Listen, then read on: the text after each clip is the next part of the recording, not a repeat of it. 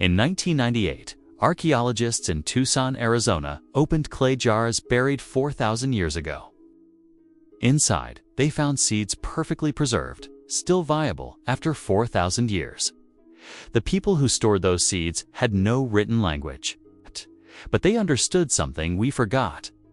In a land where corn withered and rivers turned to dust, one tree still gave fruit. That tree produced pods containing 35% natural sugar. But this wasn't the sugar that causes diabetes. This was the sugar that heals it. For 4,000 years, it fed civilizations in the harshest deserts on Earth. Then, in less than a century, ranchers burned millions of acres of it. They called it a weed, an invader, something in the way of profit. Today, that same tree is being called the sugar of the future and selling for $20 a pound in health food stores. This is the story of Mesquite.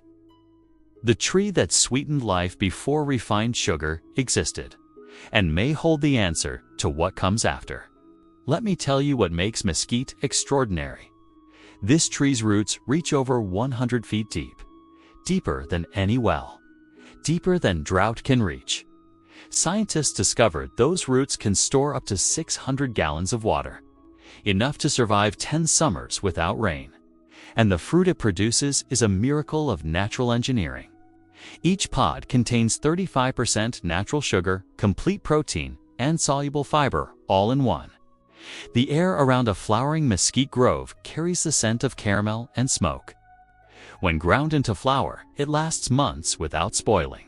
No refrigeration needed, no preservatives required. The Tohono O'odham called it our sugar. The Pima, the Yaqui, the Seri, all knew its value. For thousands of years, families gathered the pods as they fell like rain, crushing each one into soft flour that fed entire villages. When Spanish explorers arrived in 1535, they wrote about mesquite with wonder.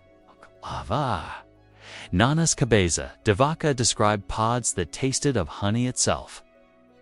He watched families grind them into meal, baking it into cakes that fed them through winter. They called it the Tree of Life. By 1541, another explorer recorded forests stretching across the Rio Grande. Canopies so dense, they created their own shade ecosystem. Entire villages lived beneath their branches. The tree gave without asking for anything in return. It needed no irrigation, no fertilizer, no human intervention. It just grew in impossible conditions and produced abundant food. But then the story took a darker turn. By the late 1800s, the land changed hands. Ranchers moved in with cattle, cotton, and conquest. To them, mesquite was not the tree of life. It was just a weed, something in the way of profit. Colonists brought sugarcane from distant islands. They built mills, plantations, systems of control. Mesquite, which grew freely without irrigation or ownership, had no place in that system. Millions of acres were cleared. Trees cut to the ground, but mesquite does not surrender easily. Even when the trunk was severed, the roots remained, silent, patient, waiting underground. They burned it to plant cotton. They poisoned it for wheat, but the roots went deeper than anyone guessed. Cut to the ground, mesquite returned. 10 new shoots for every trunk removed. The United States Department of Agriculture, after decades of trying to destroy it, finally admitted in 1948 that mesquite cannot be eradicated. But beneath the surface, another story was unfolding. The tree wasn't just surviving, it was healing the land. By the early 1900s, ranchers believed they had one. Millions of cattle roamed where mesquite once stood. They had turned wilderness into wealth. Or so they thought. Within 20 years, the soil cracked like pottery. Rivers dried up. The ground, stripped of its cover, blew away in the wind. Cattle began to starve. And the tree they had cleared, the tree people called a pest, started creeping back. Ranchers called it the invader, but it had been there long before any fence or railroad. Then scientists noticed something unexpected. Where mesquite returned, the soil changed. Its deep roots pulled nitrogen from the air, a feat few plants can manage, and fed it back into the dead ground. Beneath its shade, which cooled the soil by up to 15 degrees, grass began to grow again. Wildlife returned. The desert started breathing. By the 1970s, ecologists gave it a new name: keystone species, the silent engineer of the desert ecosystem. Its pods became food for deer, javelina, and coyote. Its flowers fed native bees. Its wood became shelter. What the world had called a weed had been quietly healing the land the entire time. So the question grew louder. If a tree could survive every drought in recorded history and restore the ground beneath it, why did people ever turn away from it? By the 1990s, the land began asking for mesquite back. Droughts deepened across the American Southwest. Farmers searched for crops that could live on almost no water. That's when scientists looked again at the tree they had ignored for a century. In 1993, the USDA launched desert crop studies. The results were startling. Mesquite flower held 3 times more calcium than milk, as much protein as eggs, all from a tree that never needed irrigation or fertilizer. At the same time, a strange hunger emerged in modern society. People had more sugar than ever before, yet more illness too. Global sugar consumption crossed 170 million tons a year. Diabetes cases tripled within 2 decades. Doctors searched for natural sugars that could provide energy without harm. Then researchers turned back to the desert. In 2005, a team at the University of Arizona made a discovery. Mesquite's sweetness came from fructooligosaccharides. These are plant sugars that feed beneficial gut bacteria instead of raising blood sugar. Mesquite pods had a low glycemic index, safe for people managing diabetes. A teaspoon of mesquite flour could sweeten coffee without a single crash in energy. It tasted of earthy caramel and smoke. Something nature built for balance, not addiction. One scientist wrote, "It's the sugar that heals instead of harms." Think about what that means. For thousands of years, indigenous peoples had access to a natural sweetener that didn't cause the health problems refined sugar causes. They had stable blood sugar, low rates of diabetes, strong gut health. Then we replaced it with sugarcane and corn syrup. We created an epidemic of metabolic disease, and we did it by destroying the very tree that could have prevented it. By 2010, health food stores across the United States started selling mesquite sweetener, calling it the sugar of the future. Prices jumped to $20 a pound, turning an ancient food into a new luxury. Chefs in Tucson and Santa Fe began baking mesquite bread and even making mesquite ice cream.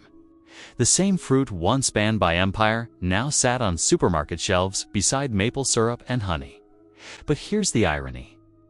The tree that once grew wild and free, providing abundant food for anyone who wanted to gather it, was now being sold as an expensive health supplement. The tree they nearly destroyed through ignorance was now being marketed for profit through its rediscovery. But the real rediscovery didn't come from labs or trendy chefs alone. It came from memory.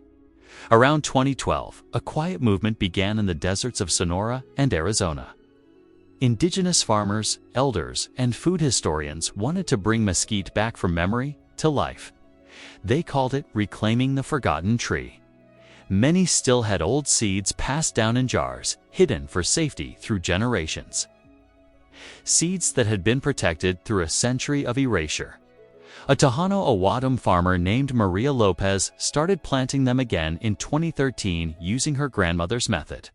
She buried seeds next to dry washes where water once flowed. Within 2 years, her trees were covered in pods. She said the smell reminded her of childhood mornings when families roasted the pods for breakfast. What began as a small act of memory turned into a movement. By 2018, community seed banks in Tucson and Hermosillo began collecting mesquite varieties from across the Southwest. Some had pods red like clay, others pale gold. Botanists identified over 30 native species, each adapted to its own corner of the desert. The world was remembering what indigenous people had known for centuries. True sweetness doesn't come from a factory. It grows quietly in the heat. By 2020, the conversation around food shifted again. Global droughts were breaking records. In parts of California, farmland cracked open. Wheat yields dropped by 40%. Rivers that once fed whole cities turned to dust. Scientists started asking one simple question: what survives when everything else fails? The answer pointed back to the mesquite tree. NASA researchers studying sustainable crops noted how its deep roots could reach up to 200 feet underground, tapping water no other plant could touch. One scientist said, "It is less a tree, more a lesson in endurance." Governments began taking notice. In 2021, Mexico's National Forestry Commission launched programs to replant mesquite across 300,000 hectares of degraded land. And because the Prosopis genus, the mesquite family, grows in arid lands across the globe, farmers in Argentina, India, and Kenya joined in. The Food and Agriculture Organization called it a forgotten crop of survival. Let's talk about why mesquite was really destroyed.